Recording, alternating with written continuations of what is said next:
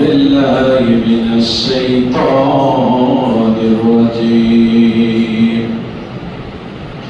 بسم الله الرحمن الرحيم.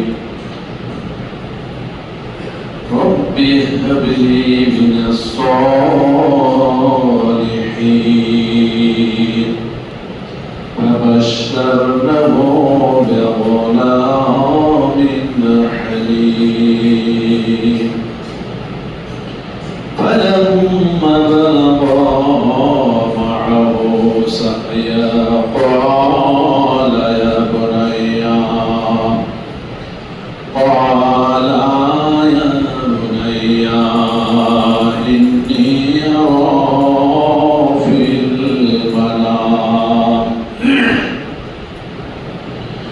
إني أرى في المنام أني أذبحك فانظر ماذا ترى.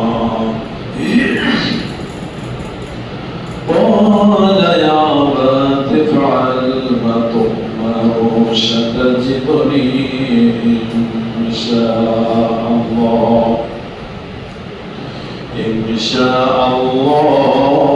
من الصابرين. فلما أسلما وتلاه للجبين وناديناه أن يا إبراهيم قد صدقت رؤيا إنا كذلك نجزي المحسنين. إن هذا لهو بلاء المبين. وفديناه بذبح عظيم وتركنا عليه في الآخرين. سلام على إبراهيم كذلك نجزي المحسنين. إنه من عبادنا المؤمنين.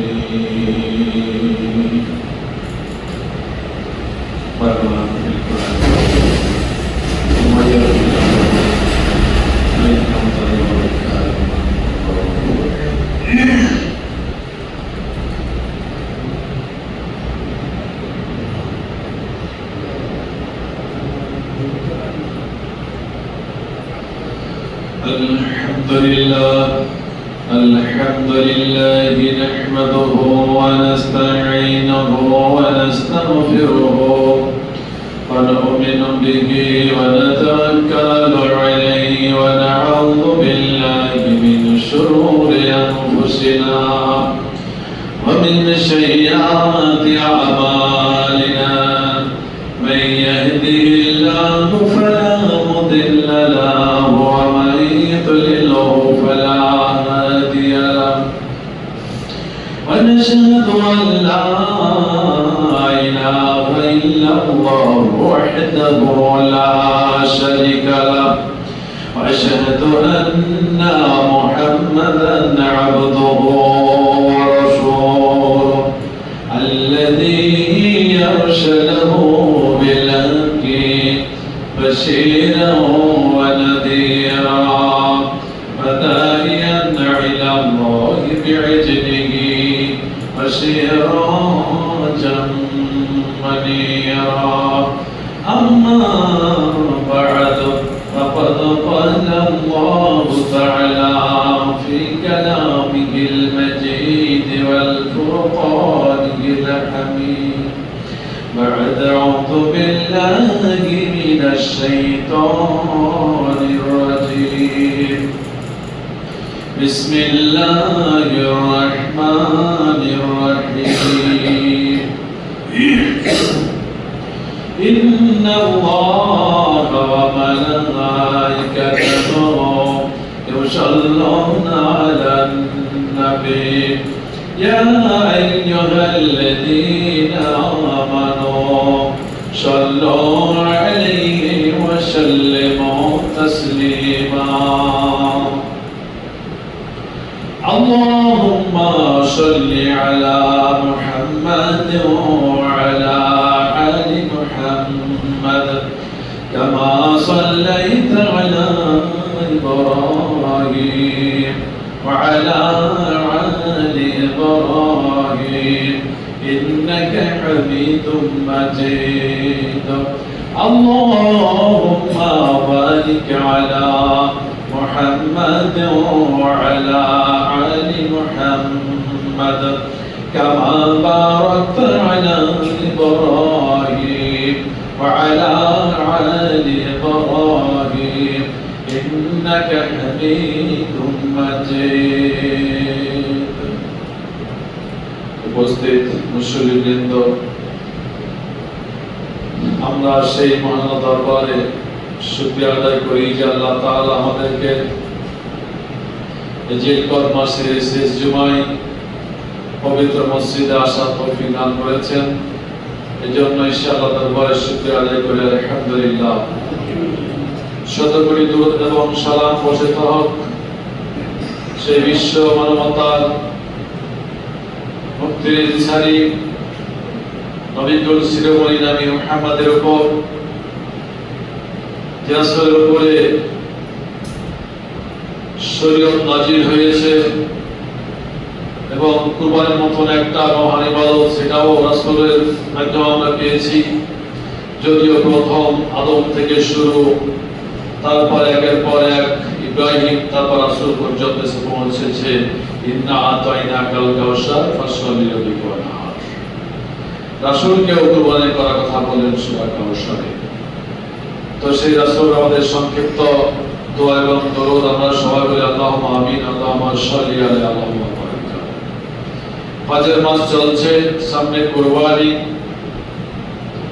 কুরবানি সম্পর্কে আপনাদের যা থাকলেও না থাকলেও, যেহেতু মৌসুম কুরবানি, সেহেতু কুরবানি সম্পর্কে কিছু আলোচনা দরকার। যাও হজ বিষয়ে আলোচনা করে আসছি, কিছু হজের কথা আলোচনা করে আমি কুরবানিতে যাব, তারপরে বাকি হজের অংশ নামাজের পরে। যেহেতু কুরবানির সময় চলছে এখন, সে বিষয়ে কিছু আলোচনা দরকার। তারাই কিছু হজের কথা। তো দেখেন, ইব্রাহিম সাল্লাম কত বড় একজন মূল্যবান ব্যক্তি। এই মসজিদে আপনারা যতই দান করেন না কেন, সমস্ত জমি যদি দান করেন, লাখ লাখ টাকা দান করেন, তারপরে তো বলেন যে মেহরামের ডানে বা বামে একটু আমার জায়গা আমার নামে থাকবে, কেউ রাজি হবে? বলছে আপনার জমিও দিব না, আপনার টাকাও দেব না। মসজিদের ভিতরে কোনো মানুষকে জায়গা দেওয়া হবে না। দেখেন, আল্লাহ ইব্রাহিম সাল্লামকে শ্রেষ্ঠ মসজিদ কাবা শরীফের ভিতরে জায়গা দিলেন। জায়গাটা কেন দিলেন? আল্লাহ এত খুশি হলেন ওর উপরে, যে খুশি হয়ে একবারে কাবা শরীফের ভিতরে জায়গা দিয়ে দিলেন। উনি কি এমন কাজ করলেন যে আল্লাহ খুশি হয়ে গেল? আল্লাহ ইব্রাহিম সাল্লামকে এক নয়, দুই নয়, 113টা পরীক্ষা করেছে। 113টা পরীক্ষা করা হয়েছিল ইব্রাহিম সাল্লামকে আল্লাহ করেছিলেন। তার মধ্যে 13টা খুব বড় পরীক্ষা। 13টার মধ্যে 3টা খুব ঝুঁকিপূর্ণ পরীক্ষা। প্রত্যেকটা পরীক্ষায় তিনি স্কলারশিপ পেয়ে পাস করেছিলেন। আল্লাহ খুশি হয়ে বললেন, আতাখাজু মাকামি ইব্রাহিম মুসাল্লা।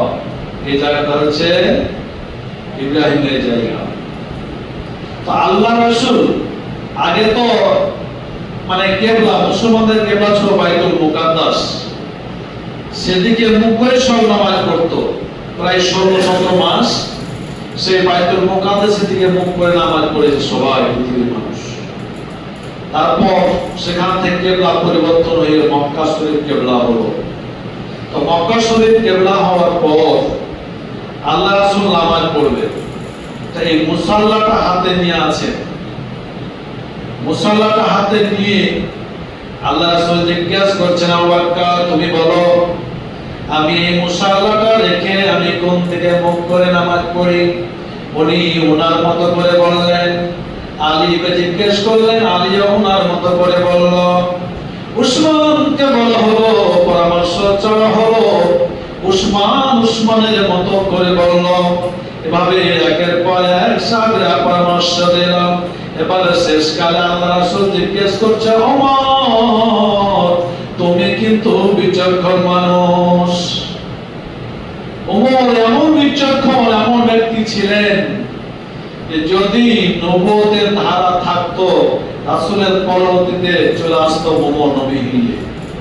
নবী ওমর রাদিয়াল্লাহু তাআলার কথার পরিপ্রেক্ষিতে আয়াত নাযিল হয়েছে।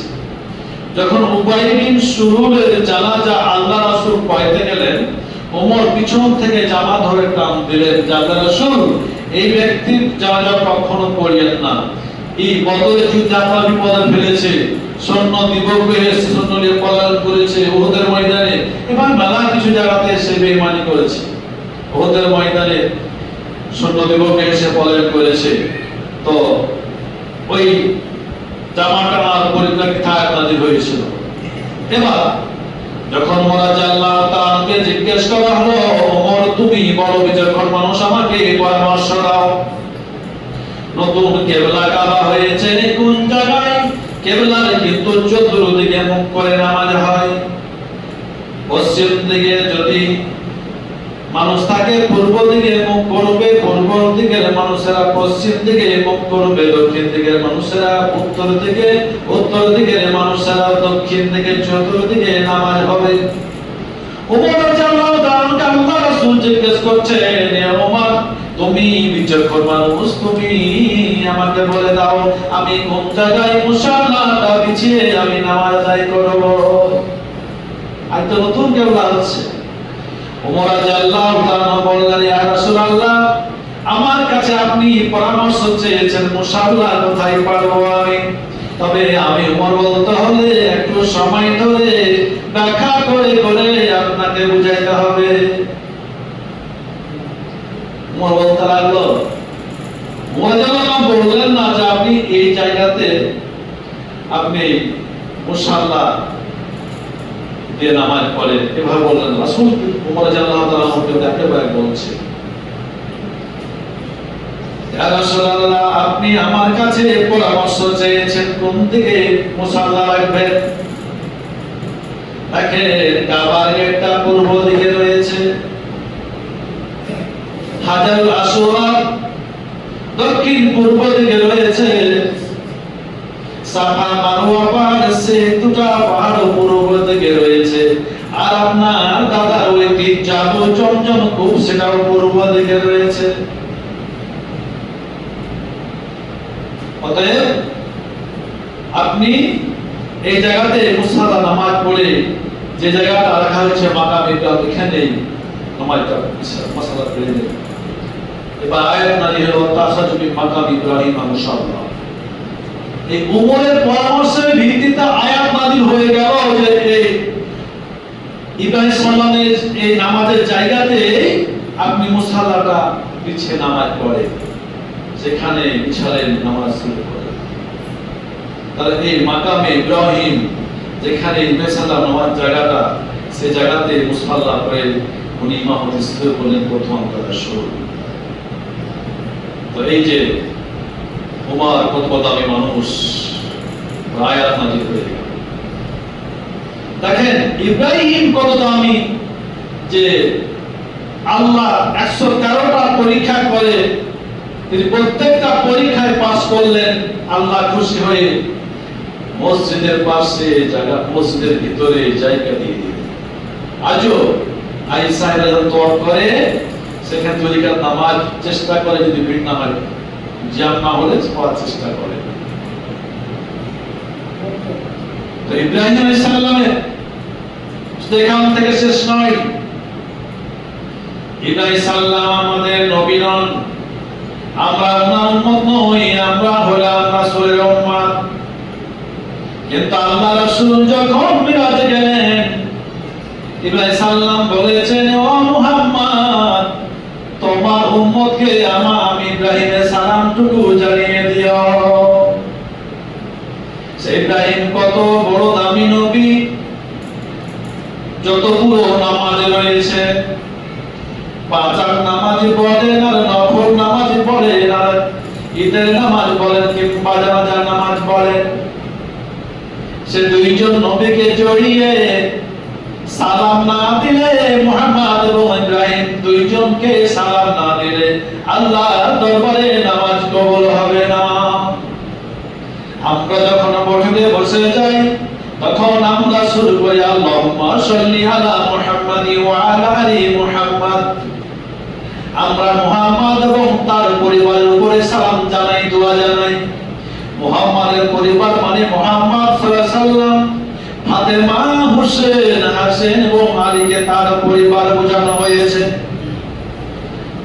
আল্লাহুম্মা সাল্লি আলা মুহাম্মাদি ওয়া আলা আলি মুহাম্মাদ কামা সাল্লাইতা আলা ইব্রাহিম ওয়া আলা আলি ইব্রাহিম। এখানে ওয়া আলা আলি ইব্রাহিম বলতে ইসমাঈল এবং হাজেরাকে বোঝানো হয়েছে।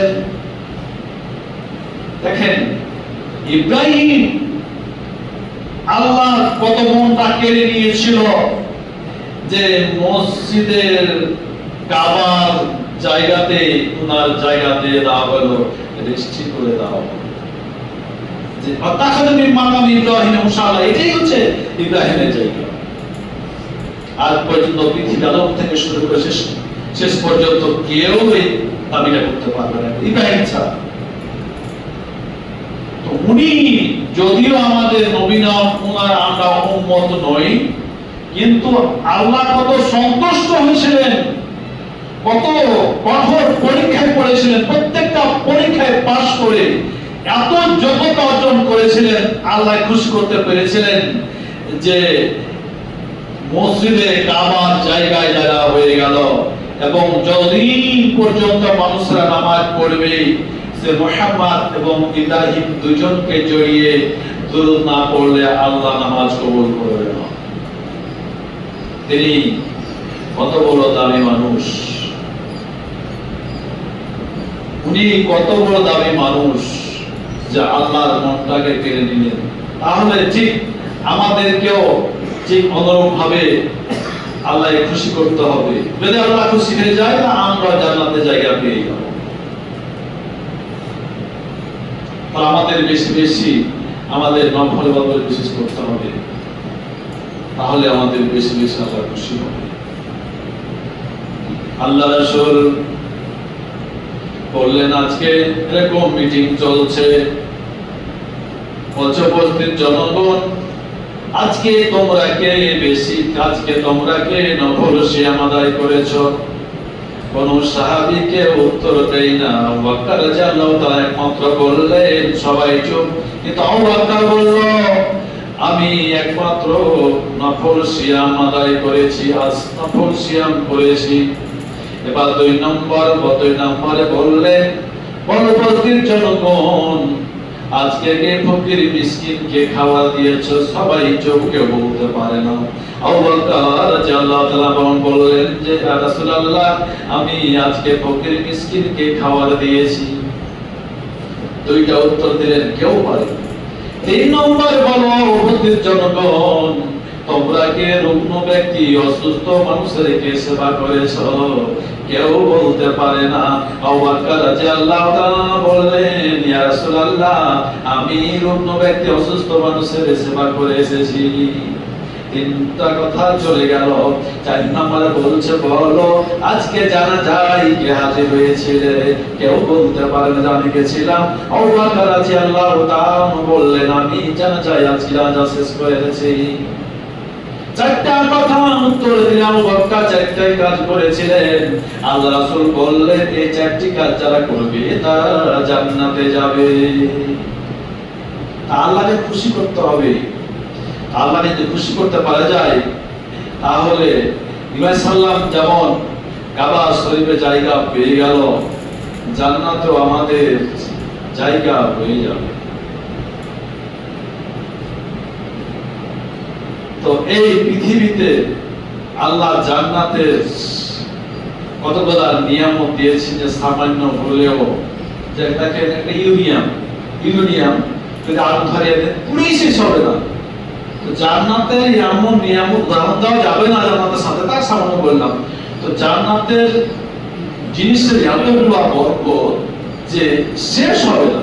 সামান্য একটা কালো পাথর দেখেন, সেই আদম থেকে শুরু করে আজ পর্যন্ত মানুষের পাশে করতে আছে, এখনো ক্লান্ত হয়নি, চলতে থাকবে, কেমন পর্যন্ত চলতে থাকবে। এই হাজার বছর যখন দুনিয়া কিয়ামত হয়ে যাবে, কিয়ামতের ময়দানে হাজার বছরকে আনা হবে।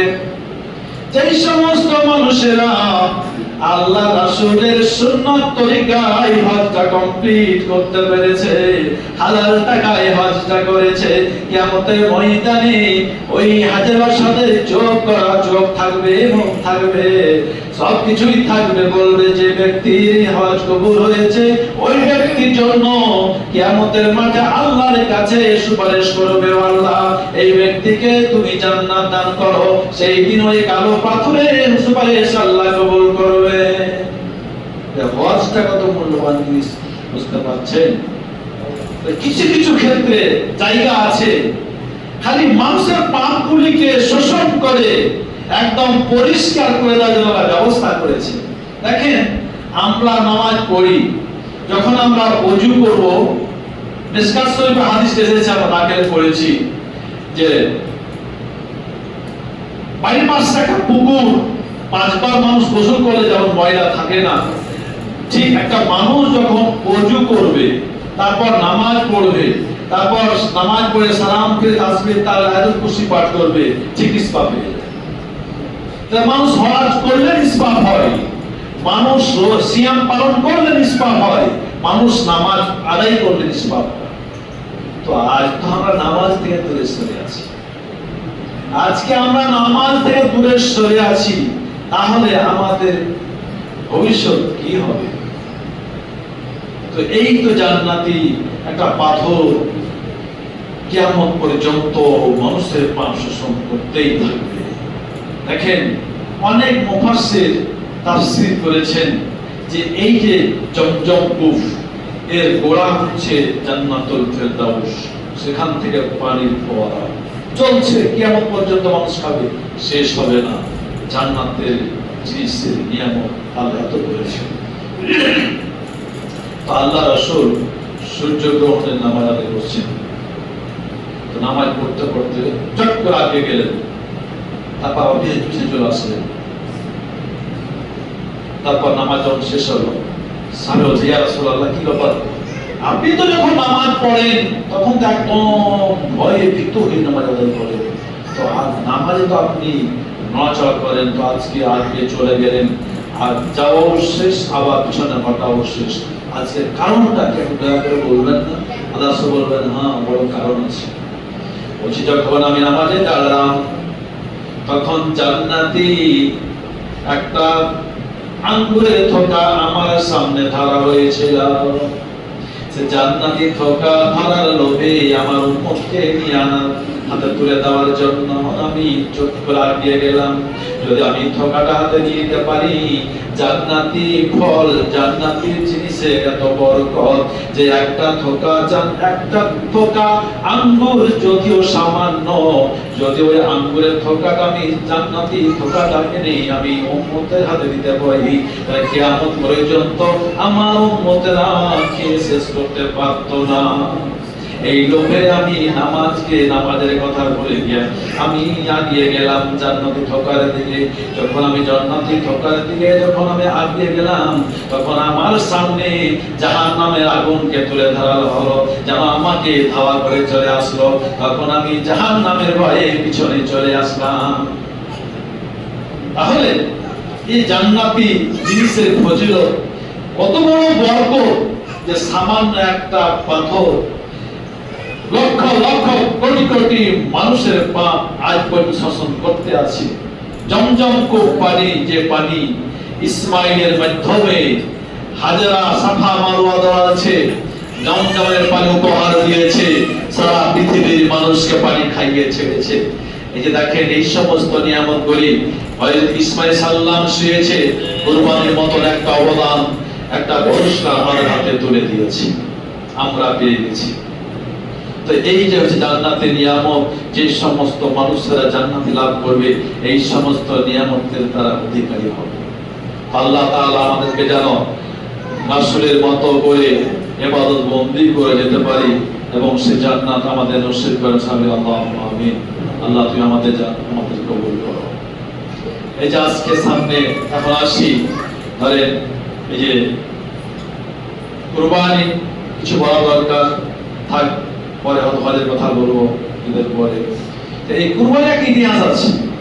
তো এই কুরবানিটা কিন্তু আমার শুরু হয়েছে আদম থেকে। সূরা মায়েদা করে দেখবেন, আপনারা শুনেছেন, সংক্ষিপ্ত আকারে নিয়ে আসছি। তো আদম আলাইহিস সালামের জোড়া সন্তান হতো, সেখানে পরীক্ষা করা হয়েছিল। তো এক জোড়ার ছেলে অন্য জোড়ার মেয়ে বিবাহ বৈধ ছিল। সেই শরীয়ত যখন বিবাহ নিয়ম আসলো, হাবিল কাবিল যাও সেটা মান্য করেনি, তখন দুজনকে পরীক্ষা করার জন্য পরীক্ষা করো কি কুরবানি দিয়ে, যার কুরবানি কবুল হবে সে একটা বিয়ে করবে। শেষ পর্যন্ত কাবিল সেটা মানেনি, শেষ পর্যন্ত হাবিলকে হত্যা করলো। হাবিলকে হত্যা করেছিল।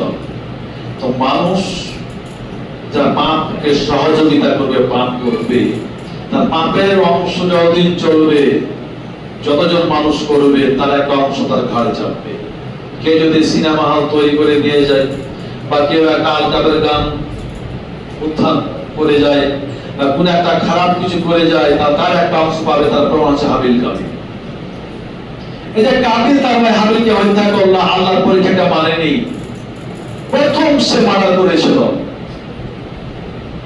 কিয়ামত পর্যন্ত যত মানুষ খুন হবে একটা অংশ কাবিলের ঘাড়ে চাপবে। এখান থেকে প্রমাণ হচ্ছে যে খারাপ কাজে সহযোগিতা করিয়ে করলে কিয়ামত পর্যন্ত চলবে সেই পাপটা। তো কাবিল এই কাজটা করেছিল। তো সে সময় কবুল হওয়ার প্রমাণ ছিল কুরবানি কবুল হলে আগুনের মতন পুড়ে যেত, আগুনের মতন পুড়ে যেত, এটাই প্রমাণ। তো আজকে আমরা যতজন মানুষ কুরবানি দেখছি, মানুষগুলাকে দেখছি, কত মানুষের কুরবানি করে থাকতো আল্লাহ ভালো জানে। নামাজ নাই, রোজা নাই, কুরবানির সময় জান দিয়ে দিছে, কর্জ করে হলো কুরবানি, আবার হালাল টাকা নয়। দেখেন ভাগার বিষয় নিয়ে অনেক মতভেদ দেখতে পাচ্ছেন। তো যার কথা পরে বলবো, একটু সংক্ষিপ্ত আকারে বলি যে 7 জন মিলিয়ে আপনারা ভাগা দিবেন, 7 জনের টাকা থেকে নিশ্চিত হালাল নিয়ে দেন, ঝামেলা আছে। তো যা হোক, তো কুরবানির টাকাটা হালাল হতে হবে। কারণ সামান্য একটা টাকা যদি হজের টাকা হারাম হয়, কিয়ামতের মাঠে সে ধরা পড়বে। কারণ সেই দিন হাজার বছর কাল পাথর ভাগ করে দিবে, কার হজ কবুল হয়েছে, কার হজ কবুল হয়নি, সেদিন প্রমাণ হয়ে যাবে। আজকেও যদি সে হাবিল কাবিলের মতো থাকতো প্রমাণ, তাহলে আজ অনেক কাজ কবুল হচ্ছে না, প্রমাণ হয়ে যেত। তো সে আদম থেকে শুরু হয়েছে কুরবানির গোড়া পতন। আর আমরা যে কুরবানিটা করছি মূলত ইব্রাহিম সাল্লামের সুন্নাত। ইব্রাহিম সাল্লামের জন্ম হলো, ইব্রাহিম সাল্লামের জন্ম হলো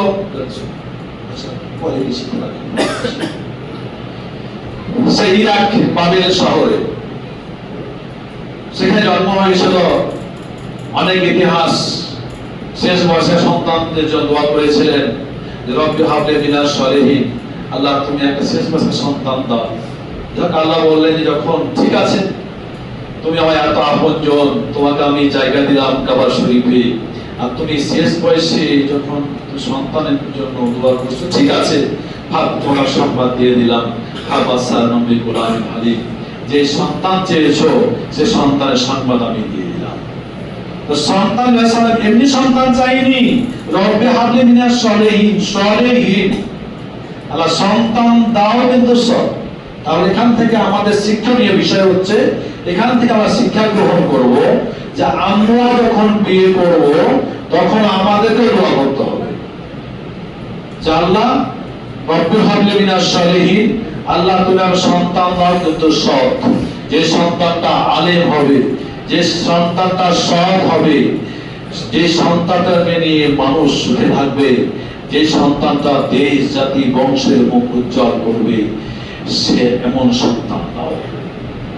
সন্তান আমাদেরকে চাইতে হবে, সন্তান চাইতে হবে, সন্তানটা হতে হবে সৎ। রব্বি হাবলি মিনাস সালিহিন। ইব্রাহিম সাল্লাম হজ করলেন, কুরবানি করলেন, সবকিছু করলেন, তারপর আল্লাহর কাছে দোয়া করলেন, আল্লাহ তুমি আমার কুরবানি কবুল করো, আমার নামাজ কবুল করো, এই বলে তিনি দোয়া করেছিলেন। আমরা তো সেখান থেকে শিক্ষা গ্রহণ করতে হবে। আমরাও মাঝে মধ্যে গভীর রাতে উঠে দোয়া করব এবং আমাদের যেন কুরবানিগুলি কবুল হয়, যাতে আমাদের হজগুলি কবুল হয়, আমার দান নামাজগুলি কবুল হয়। এই কবুল হওয়ার জন্য আল্লাহর কাছে দোয়া করতে হবে। এই শিক্ষাটা ইব্রাহিম সাল্লাম আমাদের দিয়ে গেছে।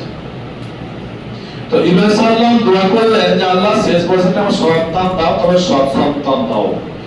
আল্লাহ বললেন ঠিক আছে, ফামাসালনবি গোলামিন হালিম, তুমি যেমন সৎ সন্তান পেয়েছো, যা আমি দিয়ে দিলাম। সন্তান দেওয়ার পরে দেখেন সবচাইতে বড় তিনটা পরীক্ষা সন্তানকে রেখে আসতে হবে। সেই কাবা শরীফের পাশে তখন তো কিছু ছিল না, তা পাই করে সেখানে রেখে চলে আসো। এখানে একটা কারণ হতে পারে, মুফাসসিরগণ লিখেছেন যে আমরা যদি দামি বাড়ি বানাই, তাহলে বিদেশ থেকে পাকা মিস্ত্রি নিয়ে এসে আমরা প্রতিষ্ঠান, অফিস, একটা বিল্ডিং তৈরি করি। তো আল্লাহর স্বপ্ন যে কাবা একটা সুন্দর বিল্ডিং, সারা পৃথিবীর মানুষের জন্য ইবাদতখানা হবে, দামি মসজিদ হবে, তাহলে এই কাবার আশেপাশের কাঁচা মিস্ত্রি দিয়ে কাজ হবে না। সেই ইরাক কিংবা সিরিয়া ফিলিস্তিন থেকে পাকা মিস্ত্রি এনে কাবার ঘর তৈরি করতে হবে। এটা আল্লাহর প্ল্যান। কাবা ঘর তৈরি করবে আল্লাহর প্ল্যান। এই জন্য আল্লাহ বলেন, ইব্রাহিম যাও তোমার সন্তানকে আর তোমার স্ত্রী হাজেরাকে সেখানে রেখে আসো। সেখানে আল্লাহর হুকুমে রেখে এসেছিলেন, রেখে চলে আসলেন। সিরিয়া কিংবা ফিলিস্তিন চলে আসলেন সন্তান এবং স্ত্রীকে। তারপর এবার সন্তান স্ত্রীকে দেখতে গেলেন, দেখতে যেই তো কুরবানির ব্যবস্থা হচ্ছে। আল্লাহ বলছেন, ফালাম্মা বালাগা মাআহু শাইয়া ক্বালা ইয়া বুনাইয়া ইন্নী আরা ফিল মানামি আন্নী আযবাহুকা ফানজুর মাযা তারা। সন্তানকে দেখতে গিয়ে কুরবানির কথা চলে আসছে, কুরবানি করার হুকুম চলে আসছে। যখন সন্তানটি বড় হলো, মানে ছেলের পিতার কাজে সহযোগিতা করার মতন বয়সে উপনীত হলো, তখন আল্লাহ আবার বড় পরীক্ষায় ফেলে দিলেন যে ইব্রাহিম, তুমি যে সন্তানটি আমার কাছে চেয়ে নিয়েছো, সেই সন্তানটি তোমাকে কুরবানি করতে হবে। আল্লাহর পক্ষ থেকে স্বপ্নের মাধ্যমে চলে আসলো। নবী রাসূলের কাছে ওহী তিন ধরনের আসতো। স্বপ্নের মাধ্যমে ঘন্টা ধরে মতো টুন টুন টুন টুন করে আসতো, আবার কখনো ফেরেশতা মানুষের রূপ ধারণ করে। এই তিনটি কায়দায় নবী রাসূলের কাছে ওহী আসতো। ইব্রাহিম সাল্লামকে স্বপ্নের মাধ্যমে ওহী করা হচ্ছে যে, হে ইব্রাহিম সন্তান, তোমার সন্তানকে কুরবানি করতে হবে। হে ইব্রাহিম, তোমার সন্তানকে কুরবানি করতে হবে। যখন এই স্বপ্নের মাধ্যমে এই খবরটা পেলেন, তখন স্বপ্নের কথাটা সন্তানকে বলছেন। কি বলছেন? ক্বালা ইয়া বুনাইয়া ইন্নী আরা ফিল মানাম, হে আমার বৎস, হে আমার সন্তান,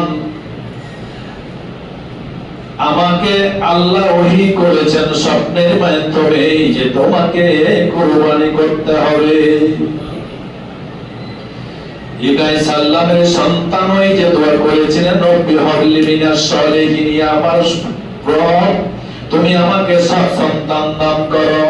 আল্লাহ এমন সৎ সন্তান দান করেছিলেন যে আল্লাহর পক্ষ থেকে ইব্রাহিমকে জবাই করার জন্য যখন হুকুম চলে আসলো, যখন ইব্রাহিম সন্তানকে বলল, আমার সন্তান, আমি স্বপ্নের মাধ্যমে হুকুম পেয়েছি তোমাকে কুরবানি করার জন্য।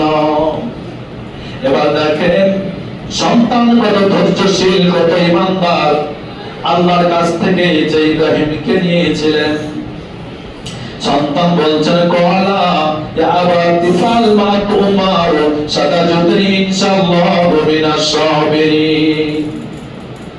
আমার পিতা, আল্লাহর পক্ষ থেকে যেটা আপনার কাছে হুকুম এসেছে আমাকে কুরবানি করার জন্য, আমি আল্লাহর হুকুম পালন করতে একটু এক বিন্দু মাত্র পিছপা হব না। আল্লাহর পক্ষ যেটা হুকুম হয়েছে আপনি তাড়াতাড়ি করে ফেলুন, আপনি তাড়াতাড়ি করে ফেলুন। সাতাজুদনি ইনশাআল্লাহু মিনাস সাবিরিন। পৃথিবীর মধ্যে যতগুলো মানুষ ধৈর্য ধারণ করেছিল, ঠিক ওই ধৈর্য ধারণকারী মানুষের মধ্যেও আমিও একজন ইসমাইল ধৈর্যশীল। আপনি যেমন ধৈর্যশীল, আল্লাহ এক নয় দুই নাই কঠিন কঠিন 113টা পরীক্ষা করেছিল, প্রত্যেকটা পরীক্ষায় পাস করেছিলেন। প্রত্যেকটা আল্লাহর কঠোর কঠিন কঠিন জিনিসগুলি ধৈর্য ধরে পালন করেছিলেন। আমি সেই ধৈর্যশীল ইব্রাহিম ধৈর্যশীল ব্যক্তির সন্তান, আমিও অধৈর্য হব না। আপনি যেমন ধৈর্যশীল, আমিও ইসমাইল ধৈর্যশীলদের মধ্যে একজন। তাহলে ধৈর্যশীলদের সন্তান ধৈর্যশীল বলে, ঠিক আছে অসুবিধা নাই, আমি একটু পিছপা হব না, পলায়ন করবো না, আমিও প্রস্তুত। তো যা হোক, এখান থেকে আমরা কোরবানির নিয়ম পেয়ে গেলাম। সেই ইব্রাহিম আলাইহিস সালামের সন্তান ইসমাইল কোরবানির জন্য শুয়েছিলেন, কোরবানি হওয়ার জন্য সে সারা পৃথিবীর মানুষকে কোরবানি করে ছাড়িয়ে দিয়েছেন। ইসমাইল শুয়েছে, আমরা কোরবানির মতো মহান একটা ইবাদত আমরা পেয়ে গেছি। তো আমরা এই যে কোরবানিটা আমরা করছি, মূলত ইসমাইল আলাইহিস সালামের সুন্নাত। আমাদের যে কোরবানিটা হতে হবে সেই নিখুঁত, সেই আমাদের সঠিক নিয়তে আমাদের কোরবানিটা হতে হবে। তো যাও, এখান থেকে আজকে আমার বক্তব্য শেষ। পরবর্তী জমা আলোচনা হবে পর থেকে। আমার তৌফিক ইল্লা বিল্লাহ। তবে কিছু ভাই আল্লাহ ঘর মসজিদে 1000 টাকা দিয়েছেন। আল্লাহ মাগফির মা লাহু ওয়া আওলাদু ওয়া